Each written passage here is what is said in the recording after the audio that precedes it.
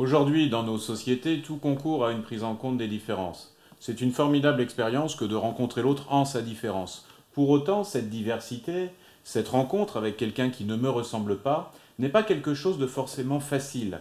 C'est une construction, c'est une préparation. Quand on voyage, quand on travaille avec des personnes de différentes nationalités, d'autres métiers, quand on vit aussi à l'intérieur de soi l'expérience de l'étrangeté face à quelqu'un qui ne parle pas comme nous, qui ne réfléchit pas comme nous, eh bien c'est une expérience forte. C'est une expérience que l'on peut baptiser d'interculturel. Le défi interculturel, c'est un défi formidable. C'est l'invitation pour chacun à se casser les os de la tête, disait le philosophe. C'est-à-dire revenir sur nos certitudes, rencontrer l'autre en ses différences et construire avec lui. C'est un défi individuel, mais c'est également un défi quand on coopère en équipe, en groupes sociaux, dans l'expérience du travail, dans l'expérience du sport, dans l'expérience de la coopération, dans l'humanitaire, dans le champ des entreprises aussi. Et donc ces équipes, en fait, nous amènent à vivre de plus en plus une expérience de la diversité.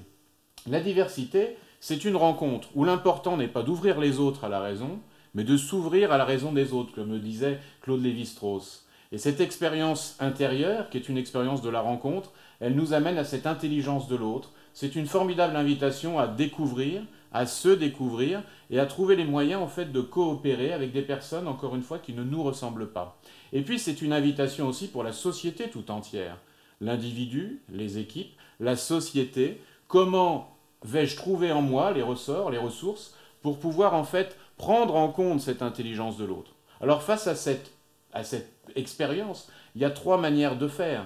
Il y a une première manière de faire qui est d'imposer à l'autre une vérité, de le transformer en chose, et la chose c'est moi. Alors ça, c'est une posture classique où on va assimiler, et on en connaît dans l'histoire de nos sociétés peut-être les dérives. Une deuxième manière de faire est certainement de vivre côte à côte. Mais nous n'allons pas nous enrichir de ces différences et nous n'allons pas parvenir à construire avec. Et puis le troisième champ, c'est celui qui m'anime, c'est celui qui est certainement celui qui est à vivre et qui est formidable, c'est le champ de l'interculturel.